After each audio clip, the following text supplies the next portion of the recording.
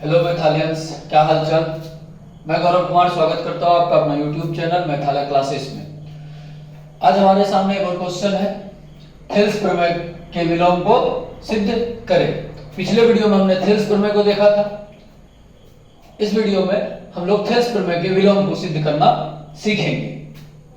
कथन क्या है थेल्स प्रमेय के विलोम का, कि यदि एक रेखा किसी त्रिभुज की दी गई भुजाओं को एक ही अनुपात में विभाजित करे तो वह तीसरी भुजा के समांतर होती है। यानी कि थेल्स प्रमेय में जो था वह क्या था कि यदि ABC एक त्रिभुज हो, ABC एक त्रिभुज हो और DE एक रेखा है जो कि BC के समांतर है, तो वह दी गई त्रिभुज के शेष दो भुजाओं को समान अनुपात में विभाजित करती थी। यानी कि अगर त्रिभुज में एक रेखा हम खींच दे किसी एक भुजा के समांतर, तो वह अन्य दो भुजाओं को समान अनुपात में विभाजित करती है। यह थेल्स प्रमेय का कथन है। यहां पर क्या है कि त्रिभुज ABC में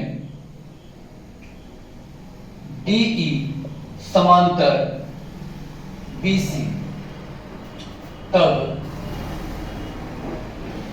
AD बट्टे DB बराबर AE बट्टे EC। यह क्या है? थेल्स प्रमेय। पिछले वीडियो में हम लोगों ने यह प्रूफ किया था। यानी कि थेल्स प्रमेय में एक भुजा के समांतर अगर एक रेखा खींच दिया जाए तो वह शेष दो भुजाओं को समान अनुपात में विभाजित करती है। यानी कि यहाँ पर यह दिया हुआ था थेल्स प्रमेय में और हमें यह प्रूफ करना था। इस बार क्या है, यह हमको दिया हुआ है और यह हमको सिद्ध करना है। तो देखते हैं हम लोग किस प्रकार इसको सिद्ध किया जाएगा।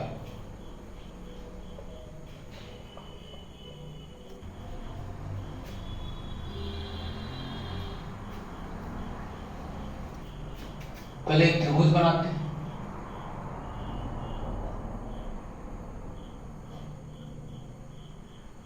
ABC DE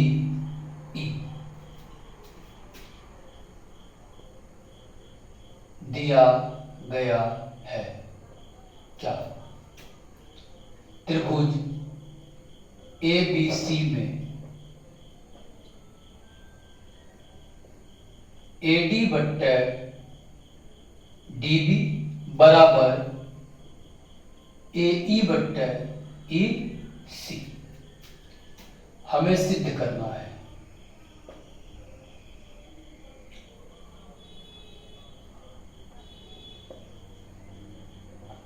क्या सिद्ध करना है कि DE समांतर BC। रचना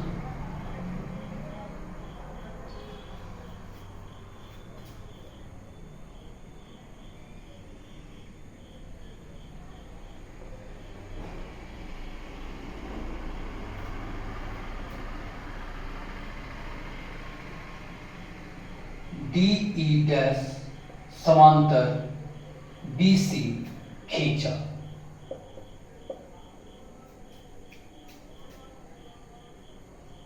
प्रमाण त्रिभुज ABC में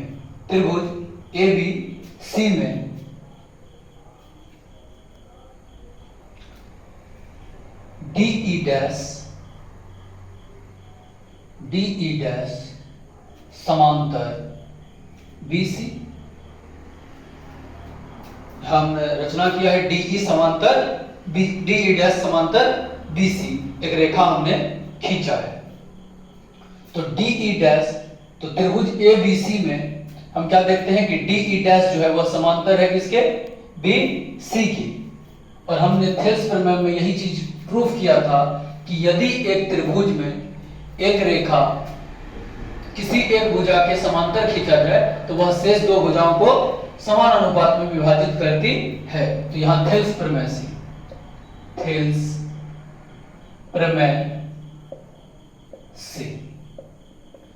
प्रमेय से क्या होगा कि AD बट्टे AD बट्टे DB बराबर AE डैश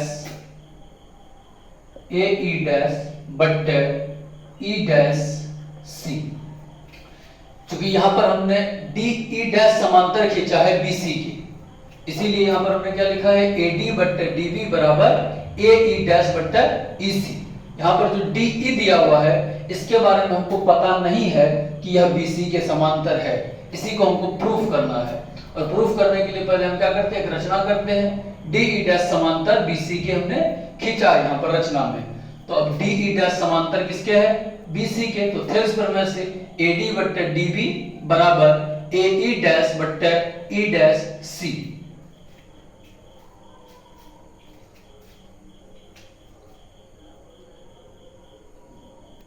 इसको समीकरण 2 मान लेते हैं हम लोग, इसको समीकरण 1 मान लेते हैं।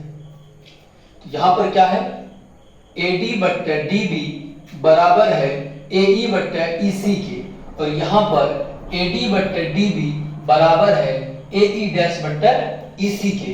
यानी अगर कहीं पर लिखा हुआ है 10 बराबर 2 गुना 5 और कहीं लिखा हुआ है 10 बराबर 5 जोड़ 5, तो हम कह सकते हैं, अगर इसको 1 मान लें और इसको समीकरण 2 मान लें, तो समीकरण 1 तथा 2 से हम कह सकते हैं कि 2 गुना 5 बराबर 5 जोड़ 5।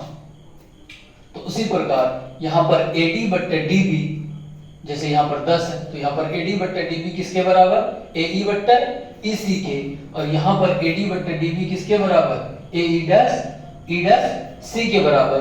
तो समीकरण 1 तथा 2 से हम कह सकते हैं कि AE बट्टे EC बराबर होगा AE डैश बट्टे E डैश C के।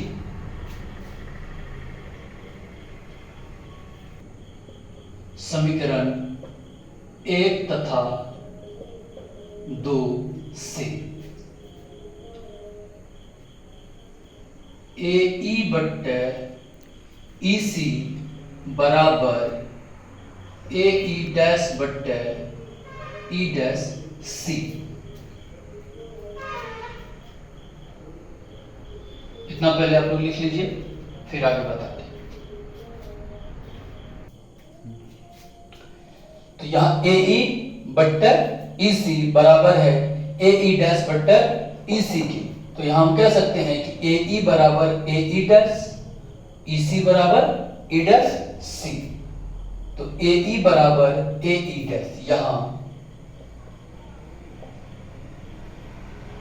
AE बराबर AE डैश, AE डैश।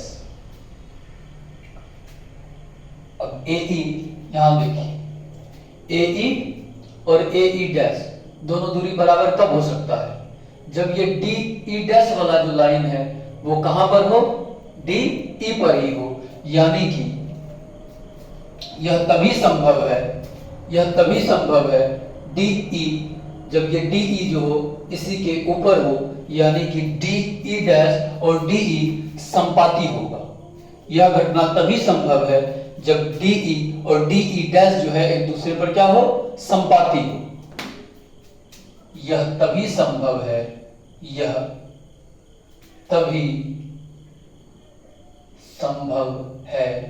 जब DE डैश तथा DE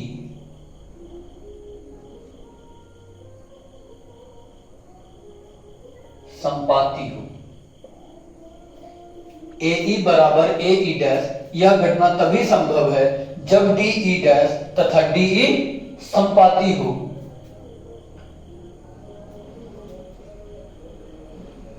तो DE डैश समांतर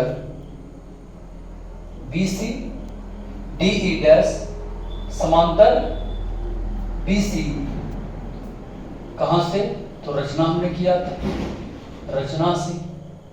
और DE डैश जब DE के संपाती है तो हम DE डैश की जगह हम लिख सकते हैं DE। तो DE समांतर BC, यही प्रूफ करना था, हो गया।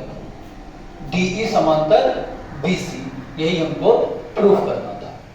धन्यवाद।